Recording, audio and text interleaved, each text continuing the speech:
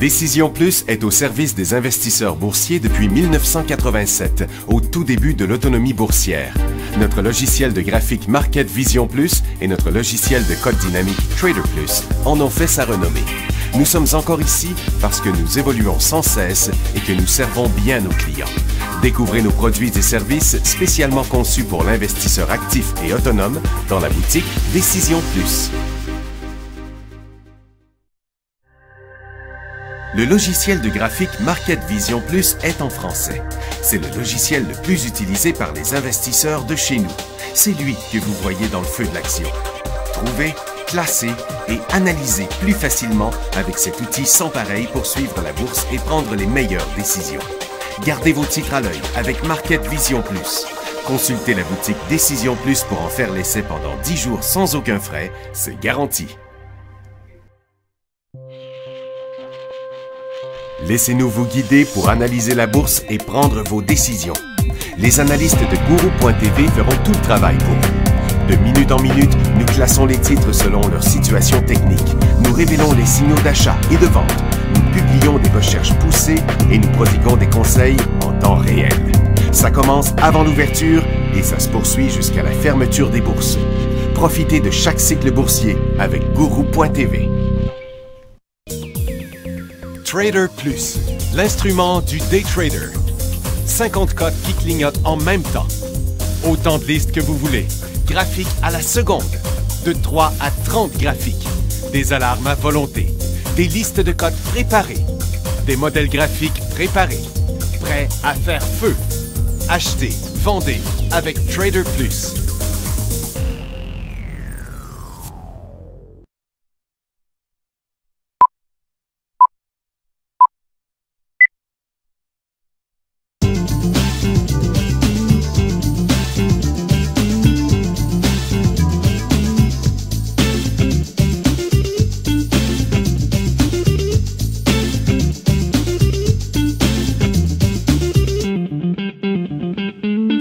Bonjour tout le monde, bienvenue dans le feu de l'action, jeudi le 25 juin 2015.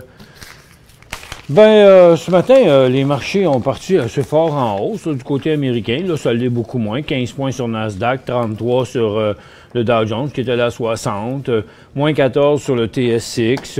Il y a beaucoup il y a une certaine volatilité, là, mais c'est parce qu'il y a des choses qui s'annulent, là, parce que toutes les ressources sont à la baisse, là. Les titres d'énergie, les matériaux, les mines, l'or. Et par contre, il y a eu des choses comme, regardez, la consommation discrétionnaire est venue en hausse, en baisse, après ça, fling, ça a monté en haut. Bien, c'est comme ça pour les deux consommations, les services financiers et puis les télécoms, qui là font plus rien.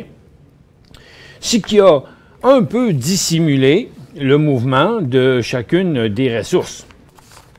Bon. Là où je pense qu'on est rendu, c'est qu'on est en fin de cycle. Là, on a atteint ce qu'on pouvait atteindre, puis ça chambranle, puis même ça s'en va du côté de la correction. Le dollar américain fait rien. Le Nikkei, lui, a commencé à se corriger. La Chine a inversé son dernier cycle haussier, donc reprend en tendance baissière. Londres est aussi en correction à partir de sa résistance, donc ce rebond-là est fini. Puis, qu'est-ce qu'ils ont ajouté ce matin? C'est que les créanciers de la Grèce ont donné au leader du pays, Alexis Tsipras, jusqu'à 11 heures de Bruxelles pour fournir un plan acceptable. Si un accord n'est pas fait d'ici là, la proposition des prêteurs sera présentée à l'Eurogroupe comme un choix à prendre ou à laisser. Donc, ils ont mis le gun sur la tempe. Et puis, on a le SP500 rebondi un petit peu, le Nasdaq est à moitié chemin dans sa correction d'hier, puis le Dow Jones rebondit un petit peu. Il a même été en hausse et en baisse aujourd'hui. Je vais vous montrer ça dans un graphique à très, très court terme, vous allez comprendre. Donc, depuis l'ouverture ce matin, le marché est ouvert là, il est revenu là. Ça fait combien de fois qu'on y va? 1, 2, 3, 4, 5 fois qu'on va là. Et puis, mais 3 fois qu'on va en bas. Donc, le marché, c'est pas du tout où c'est qu'il s'en va. Il va probablement revenir en bas aussi, là. Et puis, donc, des marchés qui se cherchent. Puis le TSX, lui aussi, montre la fin de ce rebond-là. Parce qu'il y a une couple de rebonds là-dedans, là, qui est comme le secteur pétrolier, qui était pas mal inexplicable, là. On va aller avec quelques nouvelles. Ici, c'est Netflix. Où est-ce qu'il est? Ah, ici. Ils prévoient entrer en Inde en 2016, mais ils sont en correction. Puis parce que aussi, ils ont dit que ceux qui avaient essayé d'entrer en Inde avant avaient quand même eu certains problèmes à cause qu'en Inde, à cause de la mauvaise qualité d'Internet en Inde. Et je suis capable de confirmer ça. Donc, il faut que tu sois solide quand tu t'en vas là. Eux autres, le HD, ils sont pas vraiment rendus là encore. Et puis, dans les autres résultats, là, attendez un petit peu, là, où c'est qu'on s'en va là-dedans. Tiens, je vais retourner dans ma liste ici. Commercial Métal, là, qui est en forte hausse ce matin, là, qui passe une grosse résistance. Bien, c'est des résultats financiers de 39 à 58 cents. Mais, bizarrement, avec 13 de moins de revenus. Donc, mais techniquement, c'est un super signal. Est-ce qu'il y a d'autres choses associées à ça? Ben, on n'a rien comme tel, là, en tout cas ce matin. Accenture est en forte hausse aussi de 1,23 à 1,30, puis son graphique aussi. Et Bed Bath & Beyond, lui, a eu juste une scène de moins. Il a chuté en dessous de son support, puis il est revenu à son support, puis Shaw Communication, lui, est en hausse, malgré une baisse de 8 cents, de 50 à 42 cents. IAC Interactive Corp, c'est qu'ils vont poursuivre une offre publique là, pour des sites en ligne de rencontres, là, Match.com, OkCupid, puis Tinder. Ils disent que leur IPO va émettre juste 20 des actions totales pour ça. Puis General Mills, ça fait rien, tout simplement. C'est des licenciements 675 à 725. Netflix, on l'a parlé tantôt, on l'a vu. Vail envisage de vendre 25 à 30 de son activité de méthode base dans une offre publique. Donc, autrement dit, ils vont séparer leurs métaux. Et Cleveland Biolab, c'est conclut une entente de placement privé auprès des investisseurs pour des actions à 3,87, mais je comprends pas pourquoi ça jump fort de même. Action pour 3,87 par action, puis le titre est à 7 piastres. Bizarre. Les actionnaires de Orico et Alamos ont décidé de fusionner. Orico fait rien, il est resté là, puis Alamos descend un petit peu. Ils sont tous les deux en situation survendue, indiquant un repli à court terme à la hausse. Puis Grande Sierra, son histoire... Ah, puis ça appartenait à Thomas Gold, entre autres, cette affaire-là de IAM Gold ici. IAM Gold qui dit avoir découvert un projet à haute teneur, a découvert des hautes teneurs dans leur projet Monster Lake. Ça appartient aussi à Thomas Gold. Mais Thomas Gold ne bouge pas là-dessus. Et Grande Sierra, c'est parce qu'il a été surclassé par Canaccord. Ça n'a pas une grosse valeur. Ça a tout dégonflé, ça. Qu'est-ce qui se passe du côté énergie? Bien, plus ça va, puis plus c'est pareil. Le secteur énergie, regardez, les oscillateurs sont rendus fous aussi, là. Ils sont plus capables de maintenir le rythme. Regarde ça, là, son stochastique, le 9,3, là, indiquant ses hauts, ses sommets et ses creux, là, il était super hot, mais il l'est plus, là. Il comprend plus rien là, dans le déplacement, parce que là, ça réduit tout le temps. Donc, le pétrole est en baisse, le gaz monte plus beaucoup, mais les pétrolières ont inversé leur dernier rebond, leur dernier cycle haussier, là. On est retourné à la baisse, là.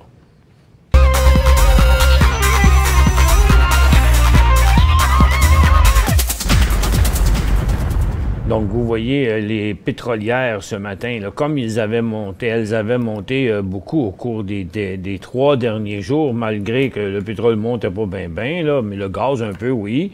Mais là, ce matin, ça a viré de bord, ça, ici, le secteur pétrolier, là, regardez, là, Ça fait plusieurs fois, 1, 2, 3 fois qu'on se retrouve là depuis 10h45 ce matin. Et si on passe à travers, bien, ça va aller encore plus loin, là. Donc, c'est fragile là, du côté du secteur énergie à éviter totalement là, pour les achats.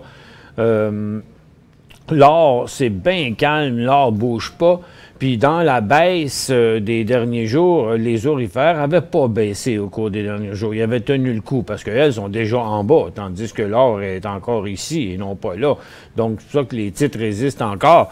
Mais s'il faut que l'or décroche, oups, attention, là, il y a beaucoup de titres qui mettent de la pression à la baisse, à part les 2-3 champions là, qu'on a, là, comme Sunter Gold qui n'a pas trop de pression. Kirtland, c'est menaçant, là. Même les bons ont de la misère. Regardez Franco qui revient qui retourne là, sur son multiple support inquiétant. Goldcorp aussi, il ne veut pas y aller à la hausse, fait comme l'indice du secteur. Barrick Gold sur le bord de décrocher à nouveau, malgré sa situation en manque d'acheteurs.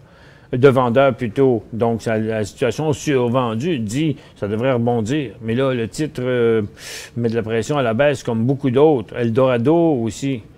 Mais il y a quelques champions, comme je vous disais, comme Oceana Gold. Parce que les autres, là, les gros, là, ils en arrachent un peu. Puis le secteur minier, malheureusement, il a inversé son dernier rebond. Vous voyez ici, dans son graphique quotidien, là, on a eu un rebond, mais le retour à la baisse d'aujourd'hui nous signifie un nouveau sommet négatif encore en situation surachetée. Donc, perspective encore à la baisse là, pour le secteur minier, malheureusement. Donc, ici, il y aura encore un autre signal intra-séance à la baisse là, sur toute accélération. Ça fait que des secteurs qui montent, d'autres qui descendent, mais qui s'annulent. Tiens, beaucoup de pression sur le secteur énergie présentement, d'ailleurs. Regardez, pas USO, mais le secteur énergie qui vient de passer en dessous de son support. Donc, le secteur qui est vendu à l'heure actuelle. Puis ceux qui viennent sauver la situation, ben c'est les services financiers qui ont même été négatifs ce matin. Mais j'ai l'impression que les institutions ont dit, bon, ben regarde, on va faire que le marché n'aura pas l'air si fou que ça. Là. On va s'acheter des banques, c'est pas risqué. Puis on va s'acheter de la consommation discrétionnaire. Là. Qu'est-ce que ça a l'air, le secteur de la consommation discrétionnaire?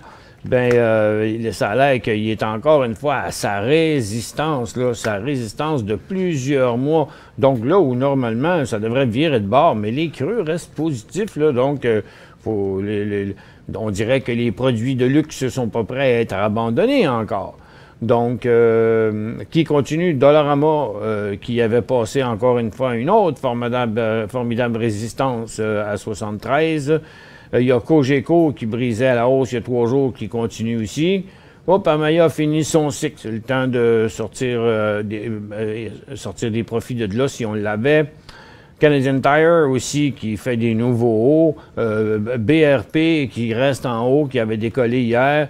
Donc, c'est pas le secteur le pire, là. Enercare va pas bien, mais en général, on dirait que la consommation discrétionnaire semble être un secteur défensif, quasiment. Et puis c'est à peu près tout, là. Le secteur industriel est inquiétant. Regardez le secteur industriel qui vient de s'écraser sur le point où les vendeurs ont arrêté de vendre la semaine dernière. Et là, c'est CP qui s'est permis de traverser son support, créer un nouveau bas. Et CN aussi qui va quand même à la baisse, là, aujourd'hui.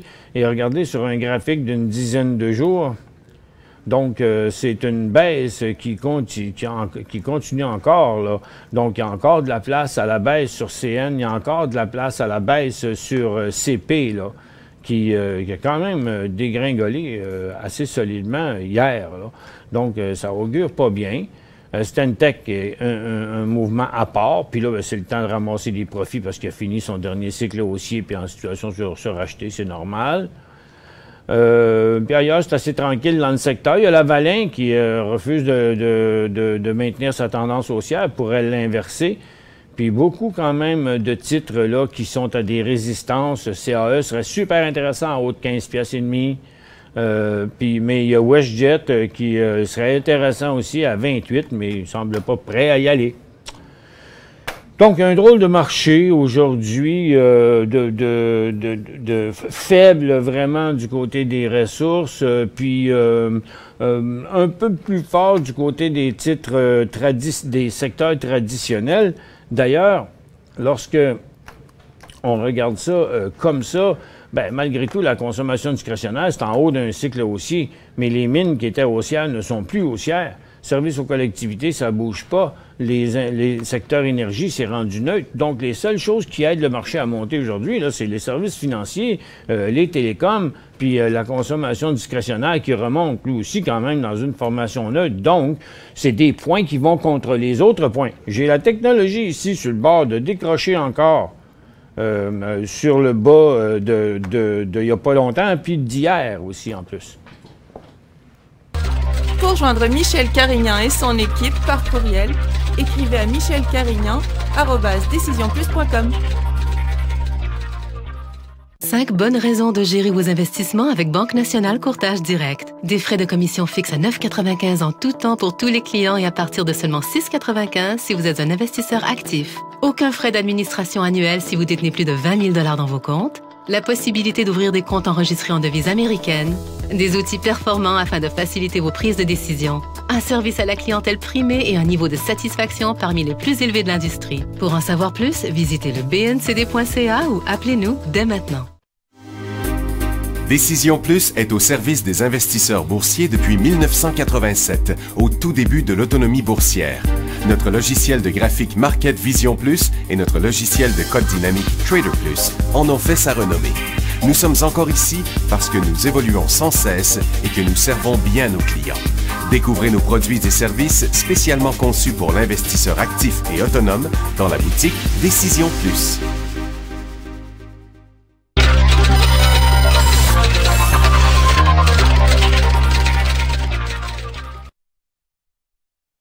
Moi, je crois encore que le marché va revenir, si c'est pas en bas de la barre des zéros, s'il n'y a pas beaucoup de points. Là, le Nasdaq est en train de revirer pour la 3e fois aujourd'hui à 5140. Là, vous voyez, il s'en vient par en bas.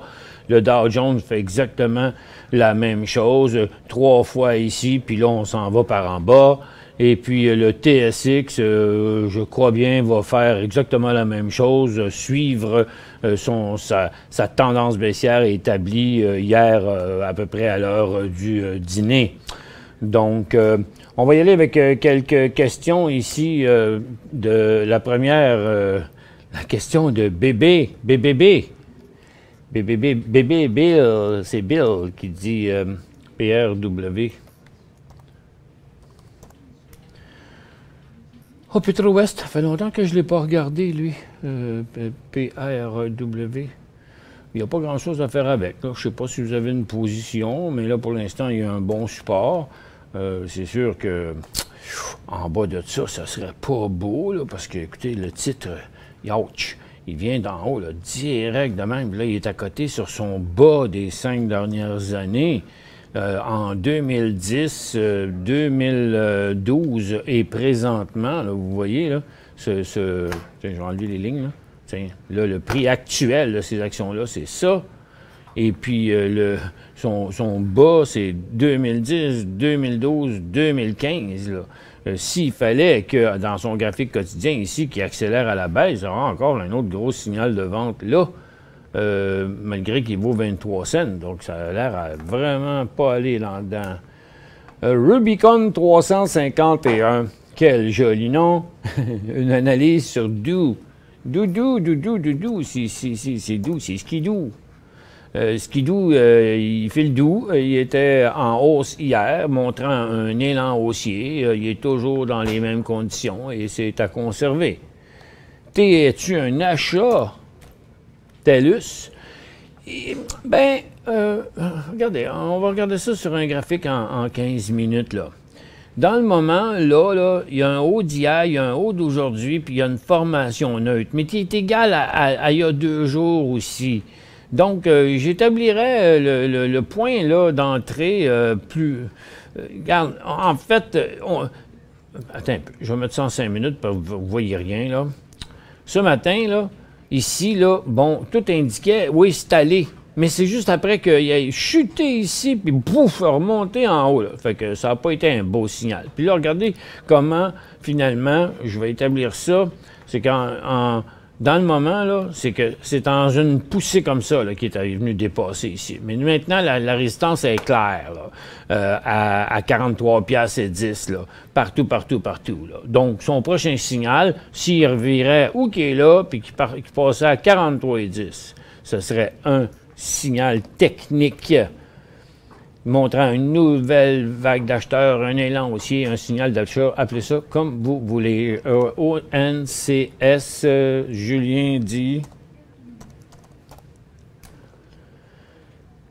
Oncosec médical, sur Nasdaq, et fait son entrée sur Russell Index, payé 7 $, et il vaut 7 $ dans le moment, Julien. Regardons ça de plus près. Il n'y a pas longtemps, ici, il avait l'air super beau, là, mais je pense qu'il faut encore être un petit peu patient. Si vous l'avez à 7 $, si on ne l'avait pas là, on ne l'achèterait pas. OK? Il vaut 7,11 $. Donc, vous avez toujours le choix de payer du piton et de dire « OK, non, je pense qu'il ne partira pas, puis je change d'idée. » Bon, vous ne faites pas grand-chose, OK? Mais faites pas de perte. Par contre, si vous regardez la situation, logiquement, là, ça, puis ça, puis ça, puis ça, c'est toutes des creux supérieurs, là, et ça donne ça, comme tendance. Bon, pour mon dire, moi, on devrait sortir des tendances. Si vous l'aviez acheté ici à 7, ben là, je vais vous dire que vous auriez dû prendre des profits là. Mais vous ne l'avez peut-être pas fait, puis peut-être vous l'avez acheté ici, puis hier ou avant-hier. Il y a encore un signal d'achat au-dessus de 7 $et demi. Hier, il y a eu quand même un bon volume à la baisse, là, mais je ne sais pas, je le t'offrais quand même. Regardons en intra-séance, on peut trouver un point sorti où vous pourriez pas manger vos bas, mais genre. Vous avez payé 7 $? Bon, ben, regarde, moi, je le t'offrais, là, puis là, vous prendriez 10 cents de profit. Je dirais que si vous en vendez la moitié de suite, puis l'autre moitié à 6,90, ben, vous allez balancer à 0. S'il arrive de quoi? Ce serait ça, peut-être, que vous pourriez faire. Étant donné qu'on ne sait pas où il s'en va. Puis qu'il soit dans le Russell, c'est pas ça qui va améliorer la compagnie. Là. Ça ne nuit pas. Là, mais, swing trade aujourd'hui, CRH. C'est sur New York. Vous, ça doit être... Oui, c'est sur Toronto, là. CRH. Ben, vous êtes un peu en retard. Vous êtes un peu en retard. Parce que... le creux, là, regarde, là, on voit que sa tendance est tellement forte que ces stochastiques, ils reviennent pas, ils n'ont même pas revenu à la baisse, même le plus à court terme. Puis là, ils continuent à plafonner, signe que c'est haussier, là. Mais mon seul hic, c'est que, bon, au moins sur le creux à 4,13, sur le décollage à 4,25, on va regarder ça sur plusieurs jours ici, là, tiens. On devrait bien le voir. Les graphiques en 15 minutes, là, c'est fantastique pour les points d'entrée. Donc, le vrai point d'entrée, c'était comme 4,40. Là, vous êtes rendu à 4,70 au haut d'un deuxième cycle dans un deuxième jour. Ici.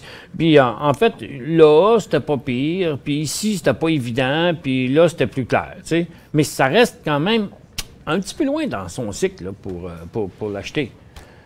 Oups, pas là. Bonjour, intra-séance, le stochastique est à 5,22? Oui. Pas toujours, parce qu'on utilise d'autres, mais la plupart du temps, tiens, pour le fun, ici, c'est quoi? Ici, j'ai un 9,33, par exemple. Fait que, dépendamment, c'est les deux qu'on utilise le plus, 5,22, 9,33, puis ça dépend de la volatilité du titre. Ce qu'il faut, c'est que vous ayez celui qui épouse. Dernièrement, là, dans les dernières portions du graphique, là, il faut que le mouvement de votre stochastique épouse le mouvement du stock. S'il ne le fait pas, c'est soit que vous n'avez pas le bon paramètre ou soit que le titre n'a aucune fluctuation. Là. HGU, est-ce le temps d'acheter? Pourquoi on achèterait du HGU là, qui monte quand l'or monte, puis quand les orifères montent, mais les orifères descendent? Là. On va revenir là-dessus.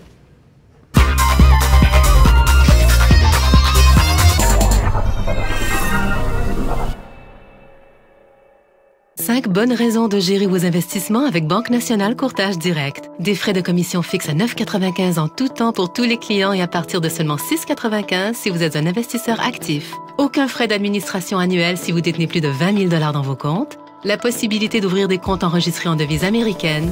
Des outils performants afin de faciliter vos prises de décision. Un service à la clientèle primé et un niveau de satisfaction parmi les plus élevés de l'industrie. Pour en savoir plus, visitez le bncd.ca ou appelez-nous dès maintenant. Laissez-nous vous guider pour analyser la bourse et prendre vos décisions. Les analystes de Guru.tv feront tout le travail pour vous. De minute en minute, nous classons les titres selon leur situation technique. Nous révélons les signaux d'achat et de vente. Nous publions des recherches poussées et nous prodiguons des conseils en temps réel. Ça commence avant l'ouverture et ça se poursuit jusqu'à la fermeture des bourses. Profitez de chaque cycle boursier avec Guru.tv.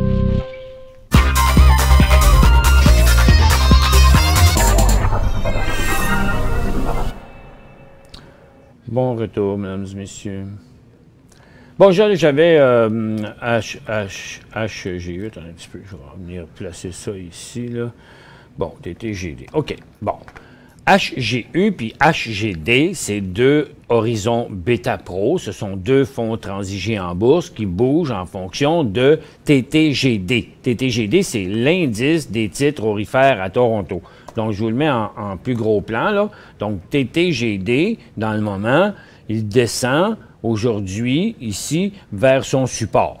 Donc, HGU fait exactement la même chose. Regardez, vous regardez les deux, là. OK? Il y en a un qui est 0,76, l'autre qui est 0,1,5. Pourquoi? Parce que lui, il marche à 200 %.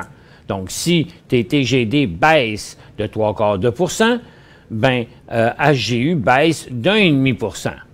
Puis HGD, lui, monte d'1,5 %. Vous voyez que les dixièmes ne sont pas exacts, là, mais c'est 1,5 % pareil.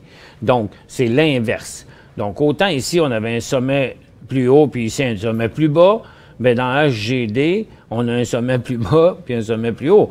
Ça fait l'inverse. Mais là, pourquoi on achèterait du HGU pendant que l'or est faible? C'est parce que là, vous anticiperiez une situation survendue, puis dire, OK, ça va rebondir. Ouf! Avec une résistance proche de même, puis dans une tendance baissière, puis en mettant de la pression sur le support, c'est un petit peu risqué, là. OK? Mais si vous voulez faire ça, ben regarde, je vais vous dire, OK, faites-le, mais si votre HGU vient tomber en dessous, là, je vais prendre HGU au lieu de TTGD, là, ça veut dire que vous penseriez que c'est un creux. Mais ici, il y a un creux important. Fait que si vous achetez ça ici à 5,23, ben, puis en fait, votre question était d'hier. Ça fait qu'hier, vous auriez perdu de l'argent. Fait que là, si vous l'achetez aujourd'hui, ben, en bas de 5,20, il faudrait que vous le flushez. Donc, il y a un risque, c'est sûr. TTH payé 5,60. Hein. Ray, TTH. Transition thérapeutique. Ah, ben ça, c'est un fractionnement, ça, là. C'est un fractionnement, ça, là. Ça n'a pas descendu à ce prix-là, là. 3 piastres, 11 piastres, 3 piastres. Je ne peux pas vous le confirmer, là, à l'instant, là, mais vérifiez comme il faut. Allez voir sur le site tsx.com, là, mais à moins que, peut-être non, parce qu'il y a un super volume avec ça aussi. Oh! C'est un thérapeutique, là. Donc, et puis c'est une santé. Fait que ça arrive des fois, là, sur les titres de santé. Ouais, là, je suis plus sûr pantoute que c'est un fractionnement à cause du volume qu'il y a. Mais c'est un titre qui est tellement pas liquide non plus. Payer 5,60, on fait quoi? En tout cas, si c'est pas un fractionnement, s'il est tombé là, ben regardez, vous avez deux choix. Là. Vous le gardez s'il pourra remonter, mais s'il vient faire un nouveau bas en bas de 2,75 faudrait faire le tour de voir la question pourquoi que ça a planté tant que ça. Y a-t-il des chances de revenir? Mais il n'y avait rien que tu peux faire pour ça. Là. Même que vous auriez mis un stop ici ou là, il se serait vendu ici, là, hein, parce que c'est là qu'il a ouvert. Là. Ça, c'est vraiment malencontreux. PBR à New York, ouais. signal de vente Petróleo Brasileiro, signal de vente, point à la ligne, n'importe quel titre qui s'appellerait n'importe comment, qui ferait une affaire de même, techniquement, c'est un signal de vente. Je me fous de ce qu'il va faire dans les prochains jours. On agit toujours en technique de la même manière. La seule affaire, c'est qu'il n'y a pas un super volume sur la baisse, mais on est juste à moitié journée. Mais ce qui est à considérer ici, c'est que ça brise un support, ça inverse cette tendance-là, puis ça confirme celle-là. Netflix risque de split. Bien, ils vont splitter, je suis pas mal sûr. Je l'ai dans mes nouvelles. Netflix, là, il est là. Oui, ils ont dit qu'il était pour splitter. 7 pour 1, je pense, si je me souviens bien. C'était dans une dernière nouvelle les derniers jours. Là, je ne suis pas trop sûr. Mais je risque de split à ce prix-là. Mais c'est normal. Là. Puis en fait, là, ça serait bien mieux si ça splittait. C'est pas accessible là, pour la grande majorité du monde. Puis quand il split, ben, c'est ça que ça fait. N'oubliez pas que ça va quand même faire un stock à 110$. Là. Puis s'il split en 7, ben, mettons, 90, un stock à 100$. Là. Mais ça ne change rien dans la valeur. Là. S'il split, là, vous en avez plus au même prix. Puis habituellement, un split, c'est très positif. Là. Il n'y a pas de compagnies qui vont s'amuser à fractionner le stock s'ils pensaient qu'il était pour tomber de 50% dans les 3 prochaines années. Parce que là, il ne sera plus un titre à 100, il va être un titre à 50. Là. Puis là, de moment, il est un titre à 600-700$. Fait que, habituellement, un split, c'est positif. Une consolidation, c'est négatif. Par expérience. HPQ. 30 secondes. Bon, mais c'est que je l'ai dit, je vais le faire. HPQ. Où est-ce qu'il est? HPQ. Tiens. Oh, Hewlett Packard. Ben écoutez, si jamais il venait qu'à passer ce support-là, qui est un méchant support, puis il y a plein de stocks comme ça aux États-Unis, s'ils se mettent à franchir cette importante résistance-là que je vous ai montré à plusieurs reprises dans les derniers mois, ouch, ça c'est un gros signal de vente en bas de ça. Merci à tous d'avoir été avec nous. On se retrouve demain dans le feu de l'action.